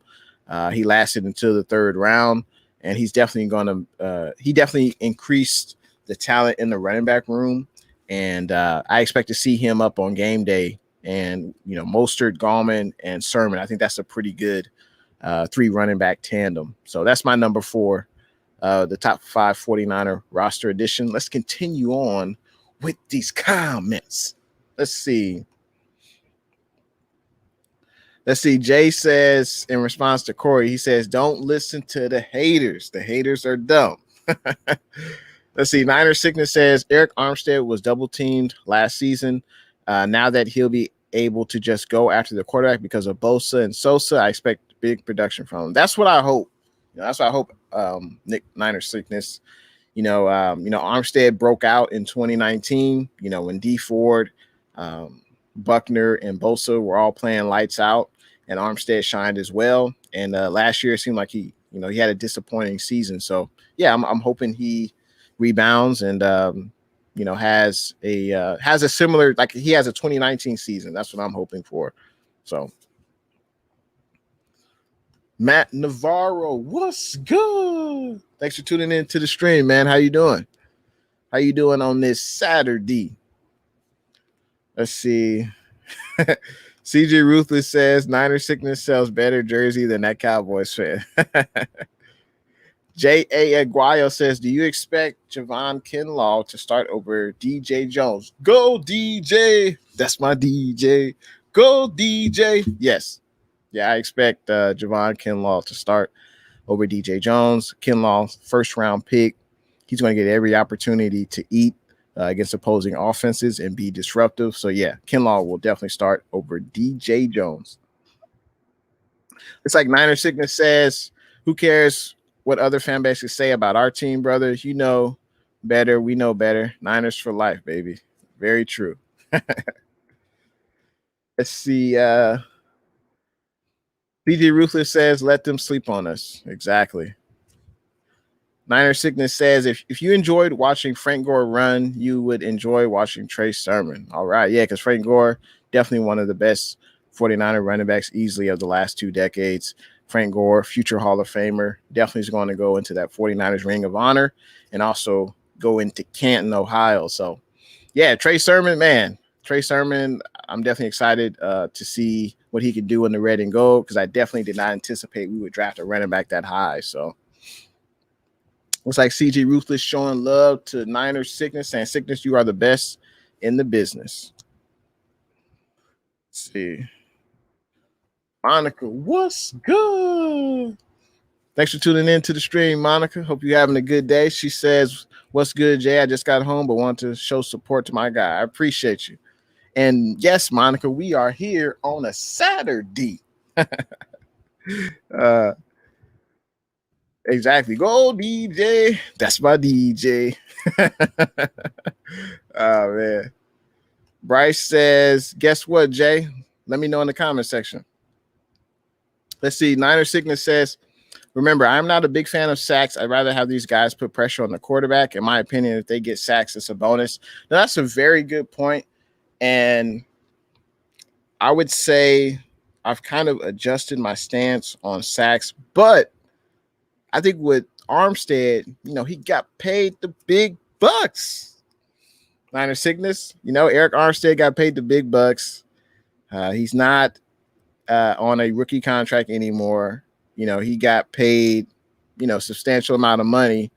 And usually when edge rushers get paid a lot of money, usually teams expect sacks. And he hasn't delivered. But yeah, you are right, though. Getting pressure is very important, because most important, you want to make the quarterback feel uneasy in the pocket. You want to make them feel uncomfortable. But, Eric Armstead this year, his cap hit is $12.5 million. Next year it's $20 million. And the next 2 years after that is 21 and 23. So for that amount of money, I need some sacks, man. We're going to pay Bosa more than that. We're going to be paying Bosa when he's up for contract. If Bosa continues to ball out, he's going to be making more than $20 million a year. And we're going to expect Bosa to get sacks as well. So I think I'm expecting Armstead to do the same thing, or at least if you can't get the sacks, at least be more disruptive. But hopefully he doesn't get double teamed as much this year. And, we'll see more production at Armstead. But he is one of the veterans on that defensive line. And, we need him to be productive. We definitely need that. Minister Brandon, what's good? He says, liked and shared Jay in the Bay. I appreciate that, man. I appreciate your support. Let's see. Let me continue on with the comments. Make sure I didn't pass him. Let's see. J.A. Aguayo says, I think Sermon just needs to learn the playbook. And of course, he needs to pick up the blitz the way the inconvenient truth Frank Gore did. Yeah, that's definitely an underrated aspect of a running back. Like, obviously, we want the running back to, run the ball, protect the ball, catch the ball out the backfield. But also, he's got to pick up the blitz. He's got to know where the blitz is coming from. And I think Alex Mack at the center position, he helps the entire offensive line, not only Jimmy G or Trey Lance, also the running backs. Alex Mack can point out, who's going to be blitzing, where to add more protection on the offensive line. Does offensive line shift to the right or they shift to the left? I think a center helps that. And I'm glad we got a veteran center in Alex Mack. And yeah, Trey Sermon, that'll take time, though, learning to pick up the blitz, knowing who's coming in. Do I block the linebacker coming up the middle, or do I take the guy on the outside who's running free? But yeah, Sermon definitely he'll learn that, and it'll just get better with time. It's like Bryce says, he says, have a great gig to Tommy. Let's see. Minister Brandon says, I have no problem with the 49ers as long as you have nothing to do with Nick Saban. We are all good. Let's see. Luke says he hopes that Monica had a good day at work. CG Ruthless says Trey Sermon might be our leader rusher late in the season. You heard it here, and will be full-time starter next year. Yeah, I wouldn't be surprised by that, because running backs get hurt. They get hit a lot. And Mostert, he has dealt with some nagging injuries the last few seasons. So I could see Trey Sermon taking on more of a starting role, or Wayne Gallman too. I could see either one of them, whichever one is better. Let's see. Jerry Ma says both Trey Sermon and Wayne Gallman are going to spice up the running game. I think Shanahan will use them to run up the gut, which is why they run in. It's what they run in New York and Ohio State. Run game will be a banker. I agree. Yeah, I agree. It doesn't matter, what quarterback is in. If it's Jimmy G or Trey Lance, I think we're going to be running the ball, 25 to 30 times a game, easy. And the running game not only helps the quarterback, it helps run that play action pass, and yeah, I think we're definitely going to be one of the better teams running the ball this season for sure. Jay says, we talk about all the great 49er quarterbacks. We talk about Joe Cool and Steve Young, but a great quarterback who played with the Niners was John Brody. All right. Were you giving me a history lesson? I did not have the pleasure of seeing Mr. John Brody, so I appreciate you. I appreciate you letting me know that information about John Brody. I got to look him up. Let's see. Niner Sickness says Eric Armstead got paid for stopping the run and providing pressures in the middle. He was moved to the outside and he had to learn to play that skill set. I respect your opinion. But I mean, that's that's. I mean, do you feel? All right, let me ask you this, Niner Sickness. Do you think Armstead has lived up to that contract so far? Let me know in them comments. Let me know, Niner Sickness, has Eric Armstead lived up to his contract so far? I think the Niners need to put Armstead in a position to succeed, and I believe that's inside next to Kinlaw. But I guess the D'Amico Ryans will probably have the last say in that. So we'll see where they or move them around. I don't care if Armstead plays inside and out. That's fine. I just want to see more production, man. That's all I want to see. Let's continue on with these comments. Let's see. J. Aguayo 56. When you have great pressure on the edge, that will help Armstead put more pressure up the middle. Now, I agree. Yeah, if you have Armstead and Kinlaw putting pressure through the middle, and then you have Samson and Bosa on the outside, I think that's excellent. That's excellent for down linemen, and I think they can definitely get pressure on the quarterback. Chris Goes Country Life, what's good? Thanks for tuning in to the stream, man. How you doing on this weekend, on this Saturday? I appreciate you coming through. Let's see. Jay Luke came up with the Outlaws for duo Kinlaw and Greenlaw. That's pretty dope. The Outlaws. I like that. Javon Kinlaw and Greenlaw. That's funny. Let's see. Luke says at Jay and the Bay, are you a believer in Elijah Mitchell? Because I think he can do some things with the kids, got confidence and great hands. He just needs to touch it and get comfortable. Yeah, I think that was a great, day 3 selection for the 49ers to get another running back. I don't know. Yeah, I don't know if we'll see him much in the regular season. It depends on the health of the running back room. But I would be surprised if he started over Gallman, Mostert, or Trey Sermon. So I think and then there's also Jermichael Hasty. So there's still 5 running backs in that running back room. And then, of course, there's Jeff Wilson Jr., who will be back November, December. So I'm happy to see Elijah Mitchell training camp in preseason, but I'm not sure how much we'll see of him in the regular season. Let's see. CG Ruthless says Eric Armstead overrated. Just my opinion. Better off inside. I agree. And we extended Eric Armstead, and that allowed us to trade DeForest Buckner. So that's something I think about with Armstead as well. But it's not his fault. But unfortunately, that's what I think of as well. Chris Goes Country Life says, it really is time for football season to get here. I agree. I can't wait. Like I'm literally counting down the days. Definitely looking forward to, training camp, July 27th.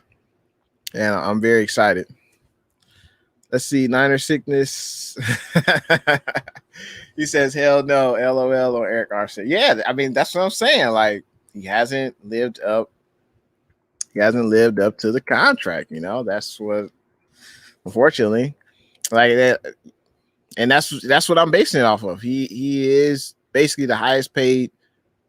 He's the highest paid player on defense right now, I believe, until Fred Warner gets his extension. But yeah, Armstead is the highest paid player on the defense. I just want to see some production. I don't think I'm asking too much. Faithful.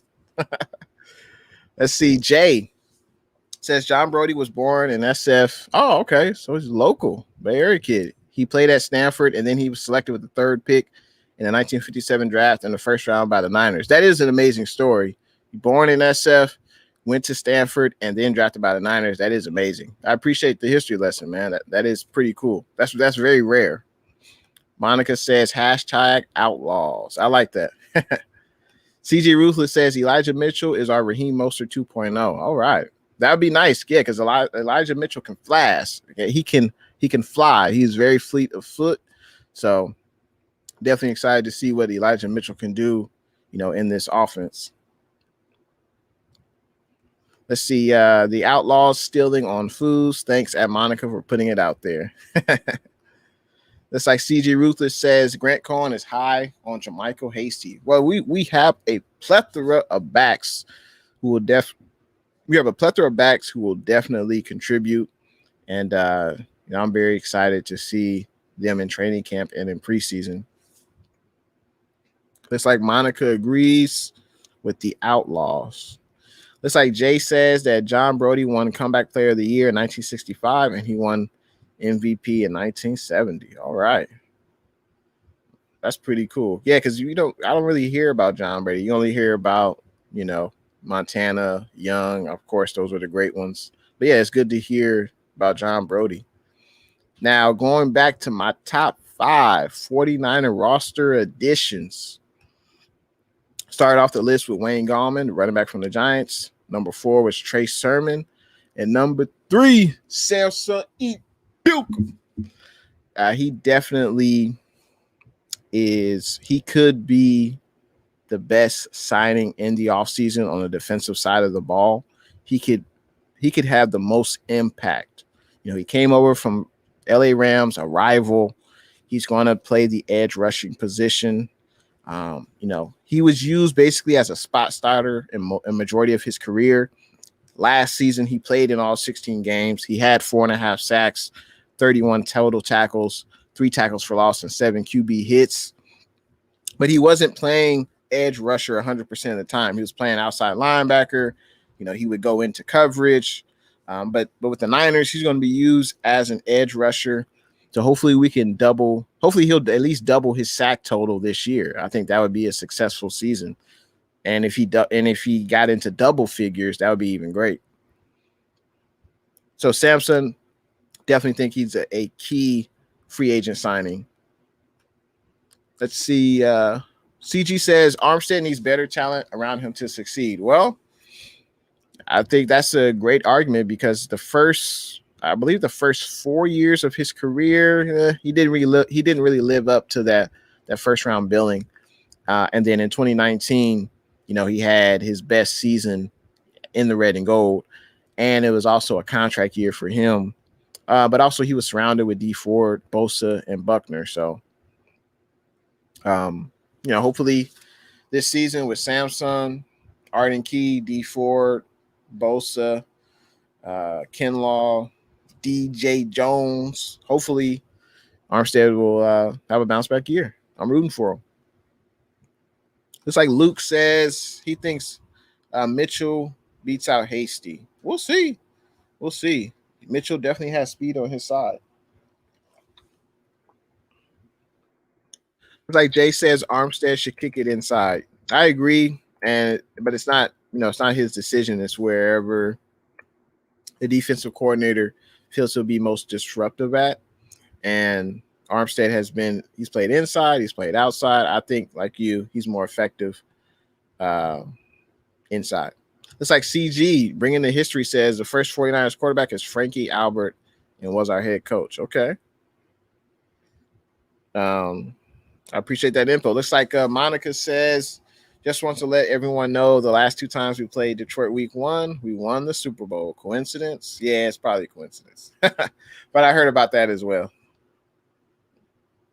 Matt Navarro says preseason is already around the corner, so we'll see. Yep, we will see. A lot of storylines going into training camp. I'm definitely going to have a video about that probably a week before training camp.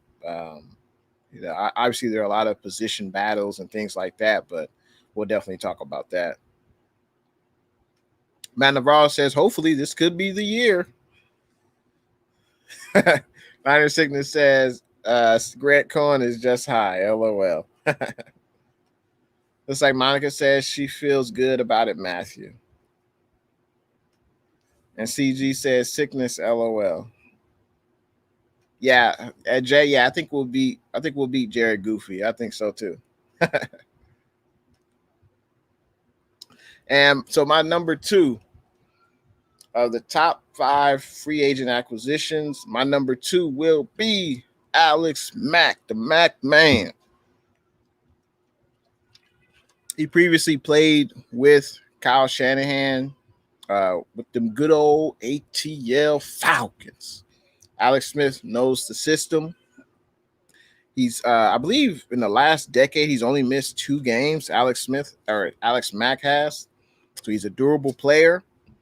And obviously, he knows Shanahan's system, and we needed a veteran player at that center position to not only help the rest of the offensive line, helps the running backs, he helps the quarterback, all of that.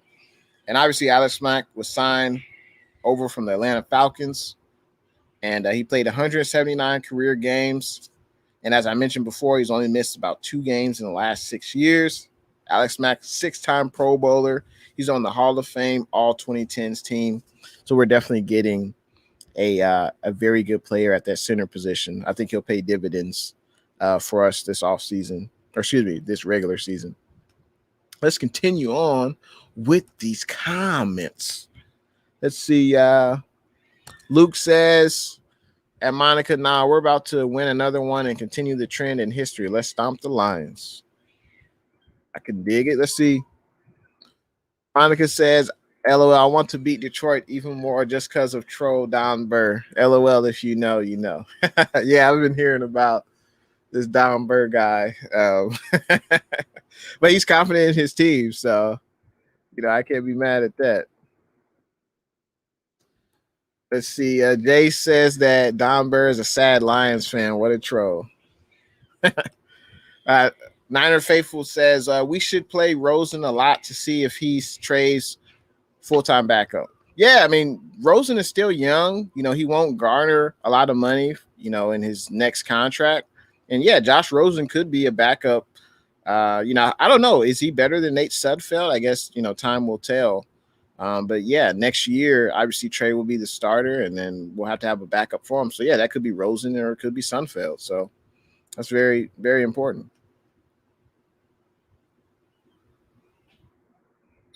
Let's see. CG says, is Jay drinking Hennessy? Nope. Oh, man. Yep, I accidentally said Alex Smith. Alex Mack. Exactly, Matt. I agree with you, Matt. Don Burr, he's just getting a reaction out of people. Exactly. I definitely agree.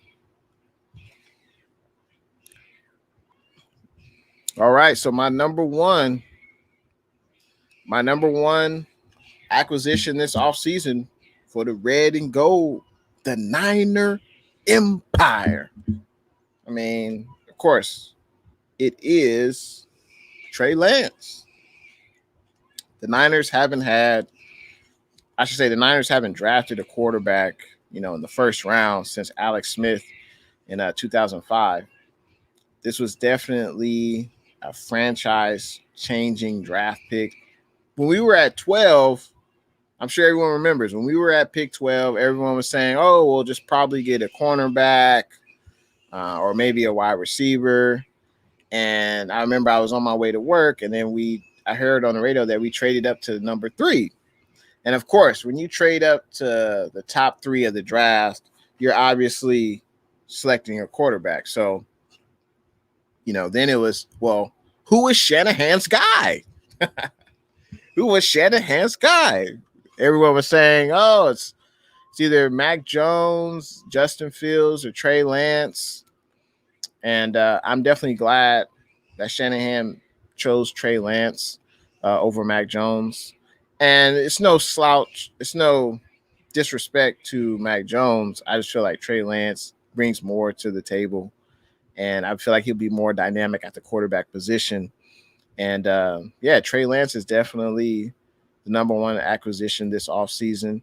Um, if he succeeds at the quarterback position, I know we all think he will. He will be the 49ers quarterback, barring injury, easily for the next 10 to 15 years. So this was a, monumental draft selection, and I'm glad Trey Lance is with the red and gold. Let's see. Let's continue on with the comments. Let's see. CG Ruthless says Don Burrs, the homer of the Lions, probably believe the Lions will go undefeated. Let's see. Niner Sickness said that everyone should just be happy that we no longer have CJ Beathard or Nick Mullins. Yeah. I think, that ship had set sail. Their course with the Niners, had run its course. And I think that the Niners definitely had to upgrade the quarterback room in the offseason. I think it was very clear about that. And that's why Beathard and Mullins are no longer on the team. I wish them well in their future endeavors in the NFL. It's like Luke says, Jimmy going to continue his dominance over Goof and the Lions. I agree. CG says, no more Mullins, light, and no more beat hard. LOL. Let's see. Niner Sickness says, at Jay and the Bay, in your humble opinion, who will have more receiving yards this season? Deebo Samuel or Brandon Ayuk? I would say Brandon Ayuk. I think Brandon Ayuk is the best wide receiver on the team. He had an excellent rookie year, and I think that will continue in his sophomore season. It's like Matt Navarro says, Deebo Samuel looks like he put up some weight. I mean, compared to last year, I think Deebo Samuel I think he looked like he lost weight. I think Deebo Samuel I believe he had that broken foot in, what was it, June or July of last year. And he just wasn't able to overcome that. I mean, he overcame the broken foot, it healed, but then he injured his hamstring. He wasn't able to be in the best shape he could be because of the broken foot. So unfortunately, yeah, it was a disappointing year last year for Deebo. But yeah, I think he actually looks like he slimmed down a little bit. Matt Navarro says wait. It's like Niner Sickness says he agrees. Yeah, I think Deebo looks like he slimmed down. Jay says Deebo had a great rookie year, but a down 2020. Yeah, he had that broken foot. Then he pulled the hammy, and he wasn't able to get in the best shape he could. So CG Ruthless says the Ayuk show is a no-brainer. Yeah, I think Ayuk will have the most receiving yards out of any receiver. Of course, not including George Kittle. But yeah, I think Ayuk is definitely going to have to be a playmaker for this team. I mean, past Ayuk and Deebo, there's a lot of question marks. It's like Niner Faithful says, Jay, did you want us to get Joe Flacco as a backup? Because I remember he worked out with us before he signed with the Eagles. I mean, what does Joe Flacco have left? I mean, if Joe Flacco's starting many games, I think the season's over. I mean, let's be real. I mean, respect to Joe Flacco. He won that Super Bowl with the Ravens, but that seems like that was a long time ago. I don't know what else Joe Flacco has left. But, if we're playing a backup quarterback for majority of the season, it's going to be a long season like it was last year, I think. Yeah, if Jimmy goes down and Trey goes down, I think we'll have a long season. It'll be a really long season. CG Ruthless says Deebo can still get 1K receiving yards. Yeah, I think so. And especially with the extra game this year, I think he could get 1,000 yards. Looks like Matt says Debo could get 1K receiving yards if they don't use him in those gadget plays. Yeah, they do always use him on those, those jet sweeps and things like that. Yeah, it would be nice to see Debo used.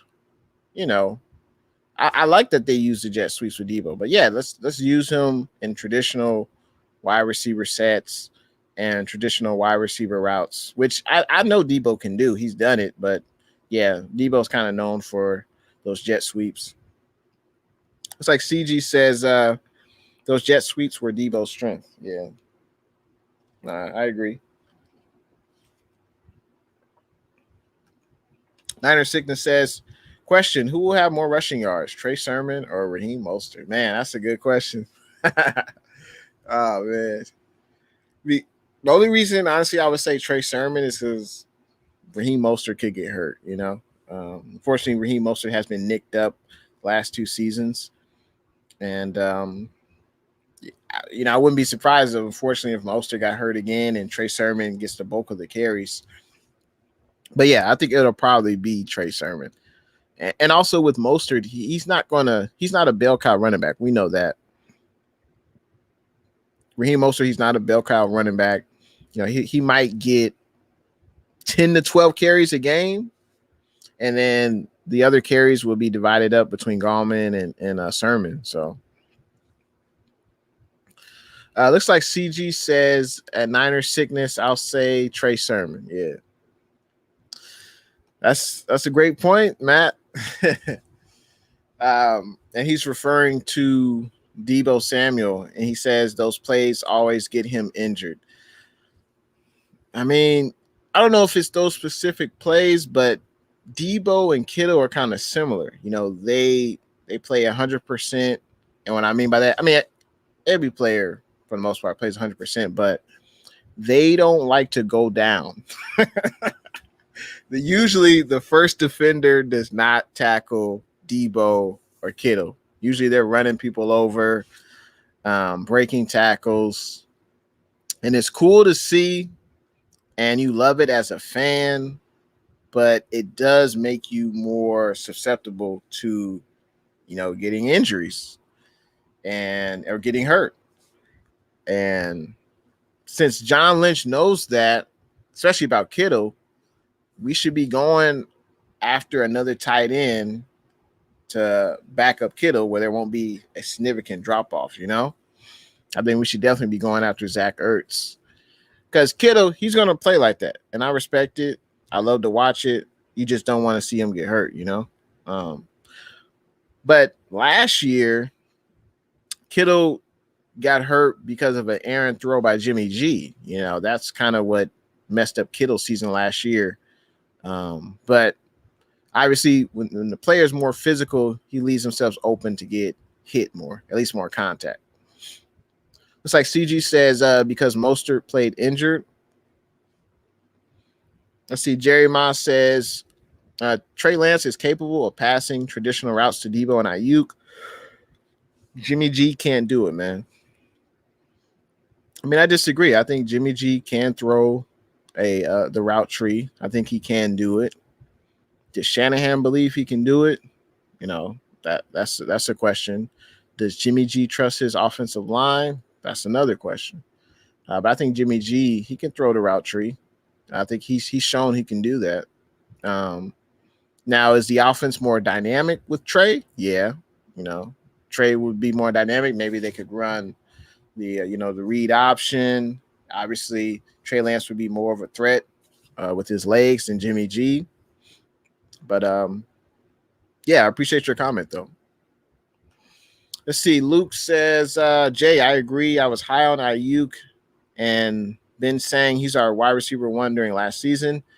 Great hands, tight route running, and great after the catch. Ayuk 1, Debo 2, Hurd 3, and I'm pumped up on that wide receiver room if healthy. Yeah, I think that's a good wide receiver room, and then you add Kittle as well. And, yeah, I think Hurd could be an exceptional number 3 or Jennings.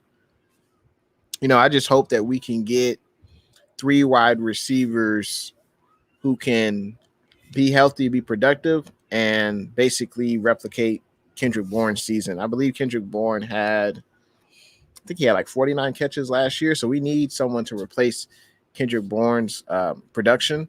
And if we can get, Hurd, Jennings, Richie James to have productive seasons and be healthy, I think that's a win-win. I think this is what Lynch wants, and I think that's why we didn't go after Julio Jones. This is why we didn't draft a wide receiver, is because the Niners are hoping that Hurd, Jennings, and Richie James can compete for that number 3 spot. That's what I think they're hoping for. And, I hope they're right. I hope that all 3 wide receivers can be healthy. And like they say, iron sharpens iron. And may the best man win out of those 3. And then also you can't forget, Mohamed Sanu, Travis Benjamin, but, what did they have left? And, of course, Austin Watkins, the undrafted wide receiver. Looks like CG Ruthless says, Ayuk reminds me of Robert Woods. Yeah, Robert Woods is a pretty good wide receiver. And, obviously we see him twice a year with the LA Rams, so that's a good comparison. Yeah, I agree, man. I agree, Matt Navarro. He said, I don't have a problem with those jet sweep plays, but we can't afford him getting injured. I agree. I definitely agree. But Shanahan likes to do those plays. And usually when he does those plays, they do break for big yards. So I think we just have to hopefully we just have a healthy wide receiver room. Because you can't, we all know, Faithful, this is a contact sport. You can't prevent guys from getting hurt, when the game starts. So Osby Sports, what's good? Thanks for tuning in to the stream, Osby. We just talking about the good old Niner Empire. If you could, Osby, go ahead. I had a question for the chat. Top 5 49er acquisitions this offseason. Go ahead, leave a player you think that will make the biggest impact that we signed in the offseason. Go ahead and do that, Osby, if you're still on. I appreciate it. Matt Navarro says Ross Dwelly can step up.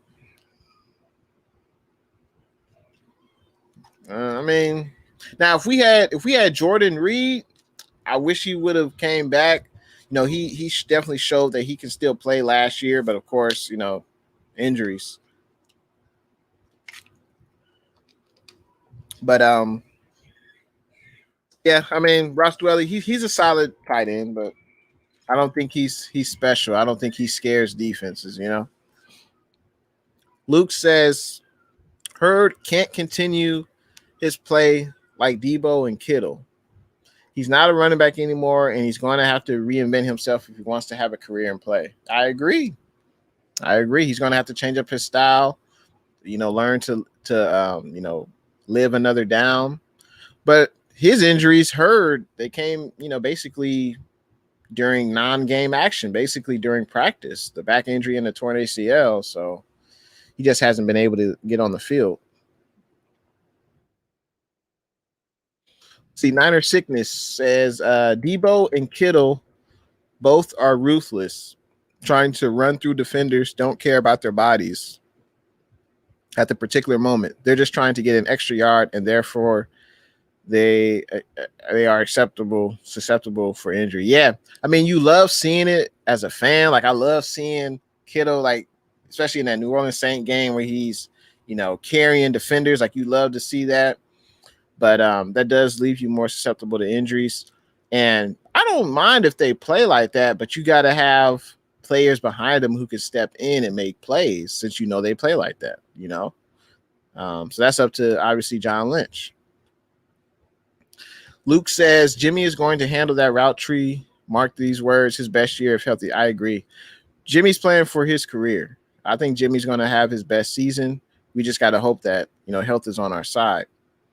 CG Ruthless agrees with Niner Sickness. Let's see. Matt Navarro says Brandon Ayuk would always give you a first. Yes, he would. Yeah, he's definitely an excellent receiver, up-and-coming receiver. And it's funny because since I can remember, I would say starting when we drafted Alex Smith in 05, the Niners have had bad luck drafting wide receivers. The only wide receiver since 05 that we drafted that was good was like Michael Crabtree. I should say first round wide receivers. Michael Crabtree, that was the last one. And then, John Lynch had 2 back-to-back drafts where he drafted Brandon Ayuk and Deebo Samuel. So we're doing pretty good at drafting wide receivers now. But for the longest time, we could not draft a wide receiver. For the longest, I remember like Michael Jenkins. I remember who else was it? There was another wide receiver. I think his last name was Woods, maybe Rashawn Woods or something like that. But yeah, it had been a while since we had drafted a wide receiver after Crabtree who, actually panned out with the team. Looks like Jerry Ma says, keep up the grind. My boy, Jay in the Bay, another banger for the day. I'm off. I appreciate you coming through, Jerry, man. I appreciate your support. If you guys are enjoying the stream, I appreciate if you hit that thumbs up button. And shout out to everyone watching on that good old Spotlight Sports Network. And let's see, Monica says, Jerry Rice said, are you going to have a monster year? Yeah, I heard that too. Yeah, we're going to need it for sure.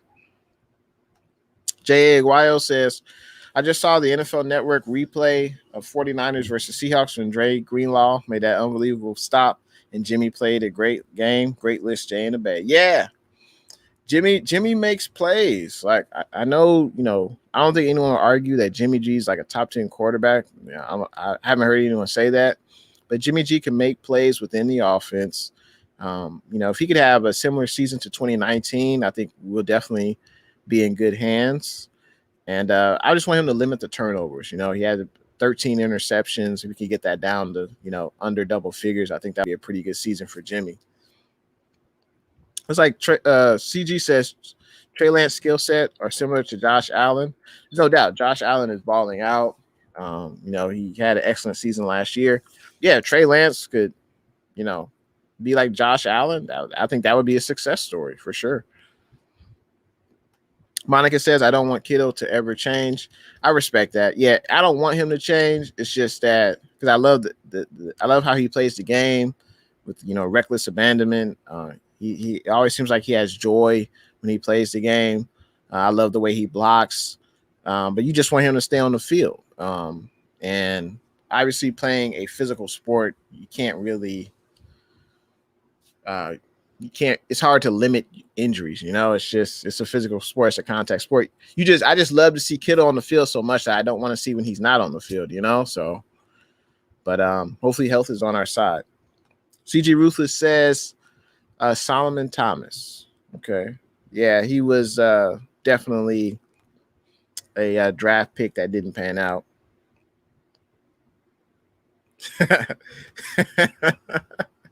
Diner Sickness says, the wife just gave me the look. Recess is over for me, laughing out loud. Great show, brother. See you on your next podcast. I appreciate you coming through, Niner Sickness. Yeah, when the wife gives you that look, you got a decision to make. I think you're gonna make the right one. So I see you. I see you on your next stream or the next time I'll be streaming. So thanks for coming through, Niner Sickness. Let's see. J.A. Aguayo says there will always be injuries. What makes a team able to keep winning is depth on your roster. I totally agree, and I think Lynch did an excellent job with that. Got depth on the offensive line, running back room, defensive line, and the secondary. So I think the Niners are primed to, compete in the NFC West. Like Luke says, Monica, I agree with Rice. And Kittle doesn't need to change if he isn't our number one. If someone emerges as a true number one, Kittle can play for Yak and get us that yardage, first down or touchdown needed at all costs. Great point, Luke. Great point. Yeah. Kittle, I don't know if Kittle's, I feel he's best tight end in the NFL. I don't know if we'll get a receiver who will take over that number one, but it would definitely be it'd be definitely be great to have if you had a 1 and 1A with Kittle and Ayuk. That would definitely be nice. Looks like Monica says, hell yeah, Luke. It's what makes him so special. No, I agree. Yeah. Kittle is a special player for sure. blocking, catching. He's fast. Let's see. Luke says, but every down playing that hard, he will have a short career. If he's our every down workhorse, he's keeping strength conditioning in his mind. I hope it translates. Me too. Yeah, he did say, Kittle said he was doing some different type of workouts to strengthen his lower extremity. So, hopefully that, like Luke says, hopefully it translates.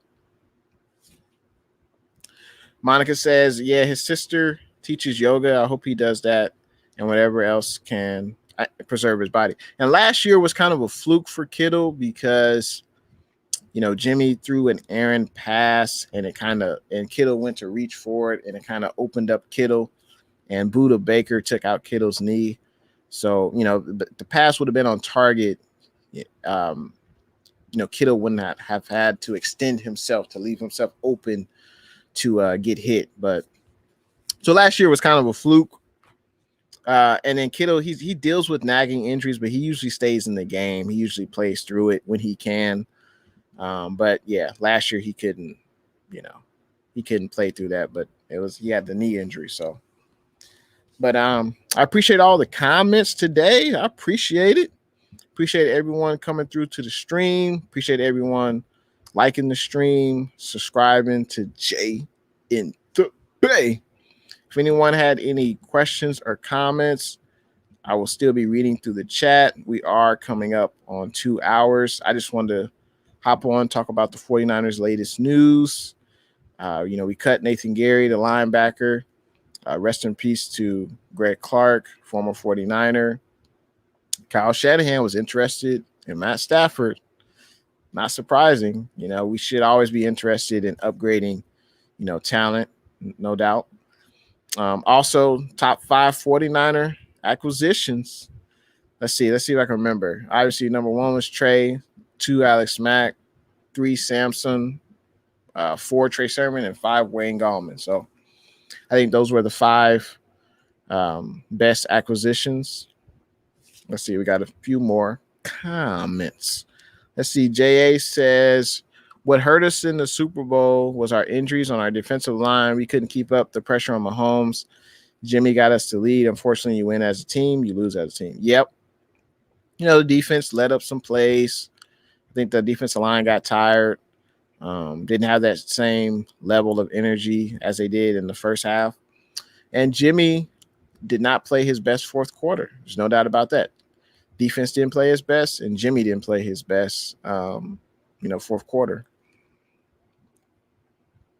Jay says, got to go, man. See you on the next stream. Absolutely. See you on the next one. Jay Aguayo says, great show. You and your family be blessed. I appreciate the kind words, and same to you and your family as well. And let's see, today's Saturday, so probably stream again next week. Hope to have you all come back, and hope you guys all have a great weekend. And go Niners, of course. Have fun this weekend. Stay safe. And thanks for watching your boy, Jay in the Bay. Appreciate everyone coming through. I'll see you guys in the next one. Go Niners.